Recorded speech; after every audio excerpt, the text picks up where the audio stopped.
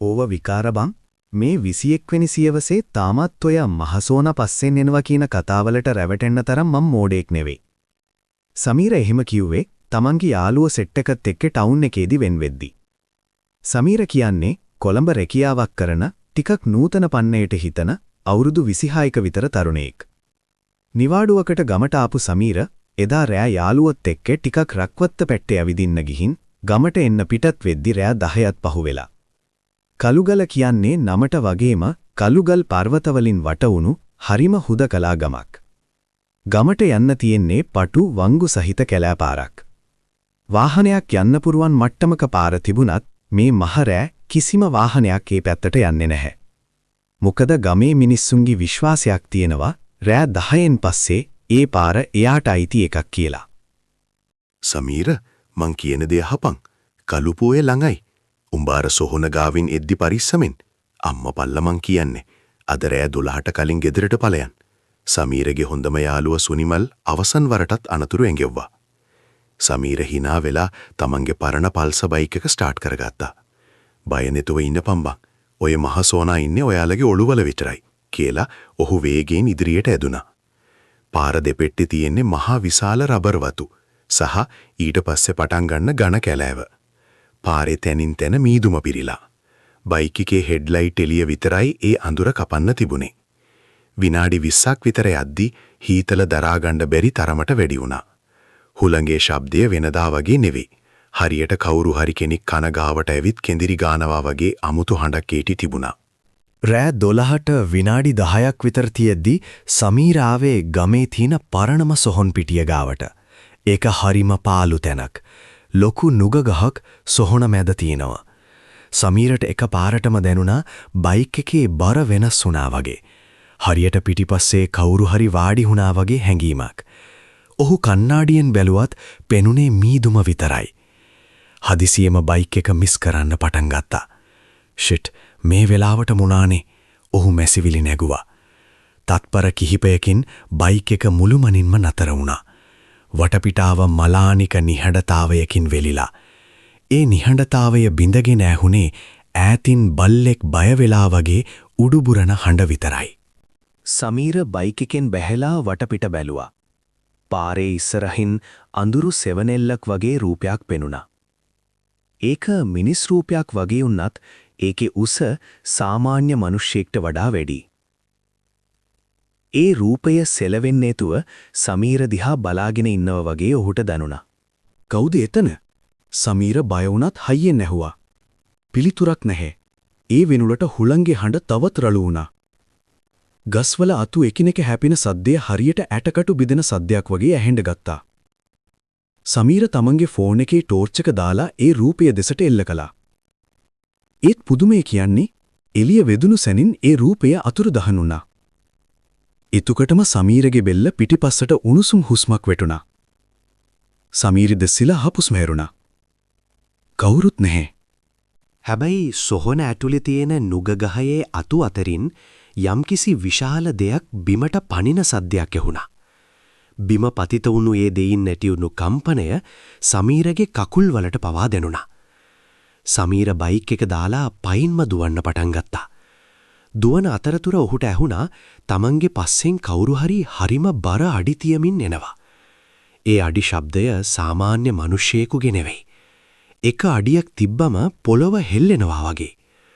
හූ කැලෑව දෙදරුම් කන හඬින් මහසෝනාගේ ඒ භයානක හූහඬ මුළු නිම්නය පුරාම පැතිරී ගියා.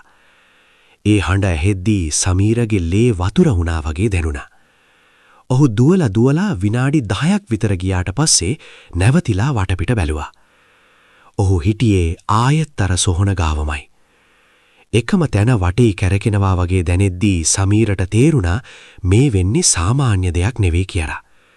ඔහුට මතක් වුණා පොඩි කාලේ කිරි අම්මා කිව්ව කතාවක්. මහසෝනා ඉලක්කයක් ගත්තොත් ඌ ඒ මිනිස්සයාව රවට්ටනවා. මන් මුලා කරනවා. සමීරගේ පපුව ගැහෙන සද්දය ඔහුටම ඇහෙනවා. එතකොටම ඈත මීදුම අතරින් අඩි 8ක් විතර උස අමුතුම හැඩයක ශරීරයක් පෙනෙන්න ගත්තා. සමීරට තේරුණා තමන් මේ අවිශ්වාස කරපු ඒ බිහිසුණු යක්ෂයා තමන්ගේ පස්සේ නැවිත් ඉවරයි කියලා. මේක අහම්බයක් නෙවෙයි. ඔහු කලින්ම මේ දඩයමේ ඉලක්කයක් වෙලා තිබුණා වගේ. සමීරගේ කකුල් පණ නැති වෙලා වගේ දැනුණා. අඩි 8ක් විතර උස ඒ බිහිසුණු රූපය මීදුම අතරින් ටික ටික ඔහු දෙසට ඇදිලා එනවා. ඒ රූපයේ හැසිරීම හරිම අමුතුයි. සමීරට ඕන වුණේ කෑ ගහන්න. ඒත් ඔහුගේ උගුරෙන් ශබ්දයක් පිට වුණේ නැහැ. මේක හීනයක්. මේක වෙන්න බෑ.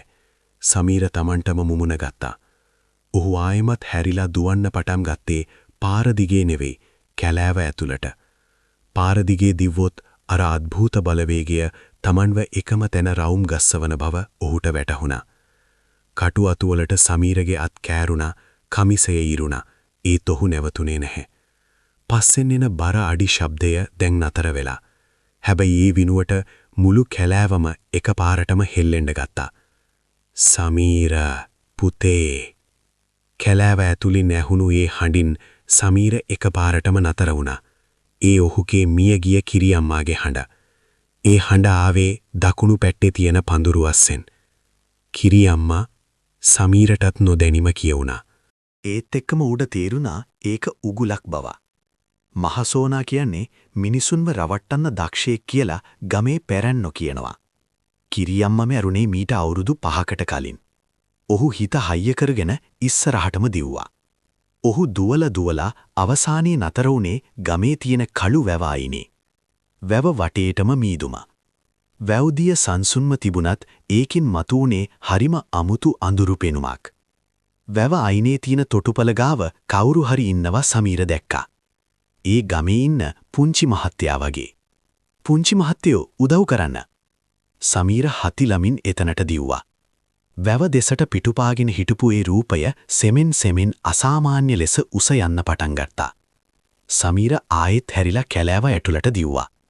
දැන් ඔහුට පාරක් තොටක් මතක නැහැ. ඔහු ඉන්නේ කළුගල කැලෑවේ අතරමං වෙලා. එක පාරටම ඔහුගේ කකුල මොකක් හරි වැලක පැටලිලා ඔහු මඩ වගුරක් උඩට ඇදගෙන වැටුණා. සමීරට කරගන්න දෙයක් නැහැ. ඔහු එහෙම්ම ඇස් පියාගත්තා. උම්බෙල්ලේ මට ඕනේ. ඒ හඬ ඇහුනේ කනට නෙවෙයි, කෙලින්ම සමීරගේ මොළයට. සමීර දැස් පියාගෙන මරණය බලාපොරොත්තුවෙන් ඉද්දී ඈතින් පල්ලියක හෝ පන්සලක ගන්ටාර හඬක් වගේ ශබ්දයක් ඊටාම අඩුවෙන් ඇහුණා. ඒත් එක්කම අර රූපය එකපාරටම නොපෙනී ගියා. හැබැයි සමීර හිතුවේ ඒකින් Taman බේරුණා කියලා නෙවෙයි. ඒක තවත් ලොකු සෙල්ලමක ආරම්භයක් විතරයි කියලා. පරිසරය එකපාරටම නිහඬ වුණා. ඒත් ඒ නිහඬතාවය තවත් බය හිතෙන සුළුයි.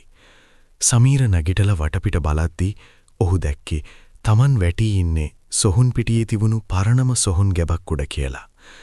සමීර පස්සට වෙන්න හැදුවත් ඔහුගේ කකුල් පොළවට ඇලවිලා වගේ හෙලවෙන්න බැරි වුණා. තෝ හිතුවද තොට මේකෙන් පැනලා යන්න පුරුවන් කියලා. කළුගල පරම්පරාවෙල්ලේ ඒක මහ සෝනාට අයිති දෙයක්. උඹේ මුතුන් මිත්තෝ කරපු පවට අද උඹ වන්දි ගෙවන්න ඕනේ. මහා ගෝරනාඩුවක් සමීරගේ කන ළඟින් මෑහුණා. සමීරට එකපාරටම මතක් වුණා ඔහුගේ තාත්තා මැරෙන්න කලින් කියපු අමුතු කතාවක්. පුතේ, කවදාවත් කළුගලට තනියම යන්න එපා. අපේ පවුලට ලොකු ශාපයක් තියෙනවා. එදා සමීර එක විහිළුවකට ගත්තත් අද ඒකේ බිහිසුණු බව ඔහුට දැනෙනවා. මුළු සොහොන් පිටියම තත්පරයකින් වෙනස් වුණා. දැන් මහසෝනා ඉන්නේ සමීරට අඩි කිහිපයක් විතරක් ඈතින්. මහසෝනා හිටියේ සමීරට පිටුපාලා. සමීර මුළු හයිය දාලා Tamanගේ කකුල් හොලවන්න උත්සාහ කළා. දෙවියනේ, මාව බේරගන්න, ඔහුට කෑ ගැසුණා. එකපාරටම ඔහුගේ කකුල් නිදහස් වුණා. ඔහු ආයෙත් දුවන්න පටන් ගත්තා. හැබැයි මේ පාර ඔහු දිව්වේ කැලෑව ඇතුළට නෙවෙයි, ඈතින් පෙනෙන කුඩා එලියක් දෙසට. ඒ එළිය තිබුණේ ගමේ පැරණි කළුගල දේවාලය පැත්තේ. උඹට පැනලා යන්න බෑ. උඹ මගේ. මහසෝනාගේ හඬ මුළු පරිසරයම දෙදරුම් කෑවා. සමීර නතර නොවි අර දේවාලය දෙසට දුවන්න ගත්තා. සමීර දිව්වේ සිහියකින් නෙවෙයි. ඔහු සිහි නැතිව බිම ඇද වැටුණා. ඔහුට අවසානයට මතක තිබුණේ කවුරුහරි කෙනෙක් තමන්ගේ ඔළුව අතගානව වගේ දෙනුන එක විතරයි. සමීරට ඇස්හැරුණේ පපුවේ ඇතිවුණු දරාගණ්ඩ බැරි දෙවිල්ලක් එක්ක. ඔහු හිටියේ කළුගල දේවාලයේ පිල්කඩ උඩ. දේවාලයේ පරණ තෙල්පහන් වලින් එන මලානික එළිය වටපිටාවට අමුතුම පෙනුමක් දීලා තිබුණා. දේවාලයේ කපු මහත්තයා පියදාස සීයා සමීරගේ පපුවට මොනවහරි තෙල් జాතියක් ගානවා ඔහුට පෙනුණා. සීයේ මොකද වුනේ? සමීර අමාරුවෙන් වචන ගලපා ගත්තා. පියදාස සීයා ගැඹුරු සුස්මක් හෙළුවා. උඹේ වෙලාව හොඳයි පුදේ. මම අද මලවුන්ගේ යාමයේ දේවාලයට ආවේ නැත්තම් හෙට උදේට උඹේ මලකඳ සොහන උඩ තියෙන්න තිබුණා. උඹේ පස්සෙන් පන්නන්නේ අද ඊයේ ඉඳන් නෙවෙයි. අපේ ගමේ ගම්බාර දෙවියන්ට පූජා කරන්න ඕන දේවල් නොකර ඒ පවුල මහසෝනායිට ගනුදෙනු කරන්න ගිහින් තමයි මේ විනාශය වුනේ. මහසෝනාට ඕන උඹේ පවුලේ අන්තිම ලේ බින්දුවත් බොන්න. උඹව මං මුලා කළේ උඹේ හිතේ තියෙන බය පාවිච්චි කරලා. එතකොටම දේවාලයේ වහලේ උඩට මොකක් හරි බර දෙයක් කඩාගෙන වැටුණා වගේ ලොකු සද්දයක් ඇහුණා. වහලේ උළු කැට එකිනෙක හැපෙන සද්දයත් එක්කම දේවාලය ඇතුළට පිළිගඳක් ගලාගෙන ආවා. ඌ ඇලිත් සීයා බය නැතුව කිව්වත් ඔහුගේ අත් වෙවුලනවා සමීර දැක්කා. මහසෝනා එළියේ ඉඳන් නගන ගොරෝසු ශබ්දය නිසා දේවාලයේ බිත්ති පවා හෙල්ලෙන්න ගත්තා. එකපාරටම දේවාලයේ තිබුණු පහන් ඔක්කොම නිවිලා ගියා. දැඩි අඳුරක් පැතිරුණා. සමීරට දැනුණා තමන්ගේ කකුල් දෙකෙන් කවුරු හරි අදිනවා වගේ. සීයේ මාම අදිනවා. සමීර මරහඬ දුන්නා. සීයා වහාම මතුරපු නූලක් සමීරගේ අතේ ගැට ගහුවා. බය වෙන්න එපා. දෙවියන්ගේ සීමාව පනින්න ඌට බෑ. ඒත් උඹේ හිත দমনය කරගනින්. ඌ උඹේ හිත ඇතුළට ඇවිත් ඉන්නේ. සමීර දැස් පියාගත්තා. ඔහුට පෙනුනේ තමන්ගේ තාත්තා සීයලා හැමෝම ලේවිලක් මැද වැටිලා ඉන්නවා. මහසෝනායේ මලකන්දන් උඩ ඉඳගෙන තමන් දෙසට අත දික් කරනවා. සමීරගේ ඔළුව පිපිරෙන්න වගේ ආවා. මට තවත් බැහැ. සමීර කෑ ගැහුවා. එතකොටම දේවාලයේ දොරපියන් දෙකම එකපාරටම විවෘත වුණා. පියදාස සීයා අතේ තිබුණු රතු රෙදි කැබැල්ලක් පපුවට තද කරගෙන මන්තරයක් කියවන්න ගත්තා. දේවාලයේ එළියේ මීදුම අතරින් අඩි 10කට වඩා උස සෙතියේ දෙවන්ත යක්ෂයාගේ නියම ස්වරූපය සමීර දැක්කා. අදින් පස්සේ මේ ශාපය ඉවර වෙන්න ඕනේ. සීයා සමීරට කිව්වා. පුතේ, අර පේන වැව ගාව තියෙන පරණ දේවාල කණුව ගාවට යන්න ඕනේ. ඒක තමයි මේ ගමේ රකින්නා ඉන්න තැන. උඹට එතනට යන්න පුරුවන් වුණොත් විතරයි උඹේ පණ බේරෙන්නේ. සමීර වෙවුලමින් නැගිට්ටා. ඔහුට තේරුණා තමන්ට තියෙන්නේ එකම එක අවස්ථාවක් විතරයි කියලා. එක්කෝ මේ මරණයේ රාත්‍රිය අවසන් කරන්න ඕනේ. නැත්තම් මහසෝනාගේ සදාකාලික ගොදුරක් වෙන්න ඕනේ. සමීර දේවාලයේ පඩිපෙළෙන් පහලට පනිනවත් එක්කම අවට පරිසරය අමුතුම විදිහට වෙනස් වුණා. ගස්වල කොළ ඔක්කොම එක පාරටම හැලිලා ගියා වගේ දැනුණා. පියදාස සීයා දුන්නු ආරක්ෂිත නූල අතේ තිබුණත් ඒකෙන් නිකුත්තුණු උණුසුම සමීරගේ හැම පිච්චෙනවා වගේ ඔහුට දැනුණා. දුවපන් පුතේ, පස්ස බලන්න එපා. පියදාස සීයාගේ හඬ දේවාලයේ ඇතුලෙන් ඈතට ඇහුණා. සමීර දුවන්න පටන් ගත්තා. ඔහු ඉලක්ක කළේ වැවායිනි තීරණ පරණ දේවාල කණුව. ඒත් අඩි කිහිපයක් දුවද්දී ඔහුගේ පස්සෙන් ඇහුනේ අර බිහිසුණු හතිලන ශබ්දය. මහසෝනා දැන් ඉන්නේ සමීරගේ පිටිපස්සෙන්මයි. ඌ ඇවිදිනකොට පොළව දෙදරුම් කනවා විතරක් නෙවෙයි, අවට තියෙන ලොකු ගල් පවා කුඩු වෙලා යනවා සමීරට ඇහුණා. එකපාරටම සමීර ඉස්සරහින් අඩි 10ක විතර උස කළු පවුරක් වගේ දෙයක් මතු වුණා. සමීර නතර වුණා. ඒ පවුර නෙවෙයි, ඒ මහසෝනාගේ ශරීරය. ඌ එක ක්ෂණයකින් සමීරටත් වඩා වේගීන් ඉස්සරහට ඇවිත්. සමීර කකුල පැටලිලා බිම වැටුණා. සමීර බිම වැටිලා බඩගාද්දී ඔහුගේ අත වැටුනේ තියුණු ගලක. ඒකින් අත කැපිලා ලේ එන්න ගත්තා.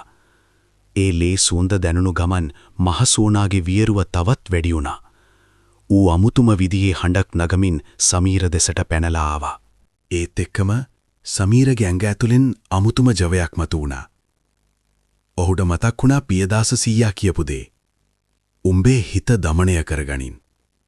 සමීර තේරුම් ගත්තා මේ පෙනෙන දේවල් ගොඩක් තමන්ගේ බය නිසා නිර්මාණය වෙන ඒවා කියලා. ඔහු දැස් තද කරලා පියාගෙන ගම්බාර දෙවියනේ මාව රකින්න කියලා මුමුණමින් වැව දෙසට දුවන්න ගත්තා. දැන් ඔහු ඉන්නේ වැව අයිනේ. මීදුම අතරින් අර පරණ දේවාල කණුව පේනවා. සමීර අමාරුවෙන් වුණත් තවත් වේගෙන් දුවන්න ගත්තා.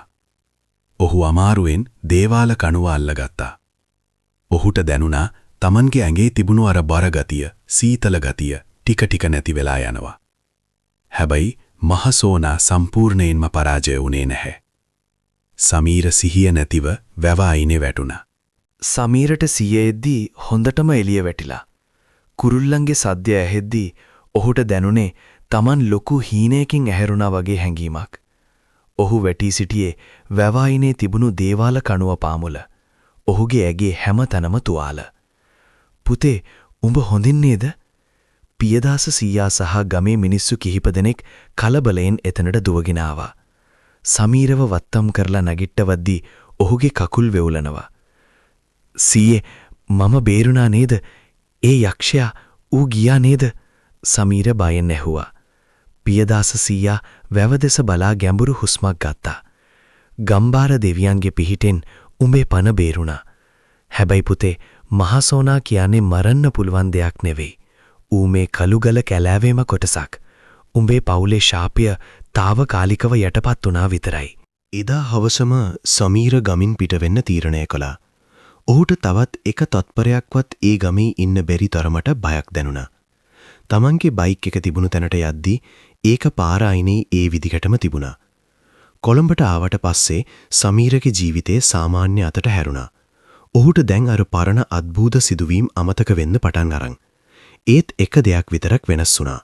සෑම මාසයකම කළුපෝය දිනට රෑ 12 පහුවෙද්දී සමීරට අමුතු පිලි ගඳක් දැනෙන්න ගන්නවා. තමන්ගේ නිදන කාමරයේ ජනේලයට පිටින් කවුරු හරි හරිම බර අඩි තියමින් නැවිදින සද්දය ඔහුට ඇහෙනවා. ඒ වගේම සමහර වෙලාවට කණ්ණාඩියෙන් බලද්දී තමන්ගේම මූණට පිටුපසින් අඩි 8ක් විතර උස අඳුරු සෙවණැල්ලක් ක්ෂණයකින් මැකී යනවා ඔහු දකිනවා. සමීර බේරුණාද නැත්නම් මහසෝනා ඔහුගේ ශරීරය ඇතුලේ තමම ජීවත් වෙනවාද? ගමේ මිනිස්සු අදටත් කියන්නේ කළුගලු පරම්පරාවේ අය කොහේ ගියත් එයා කවදා හරි Tamante අයිති දේ ගන්න එනවා කියලයි.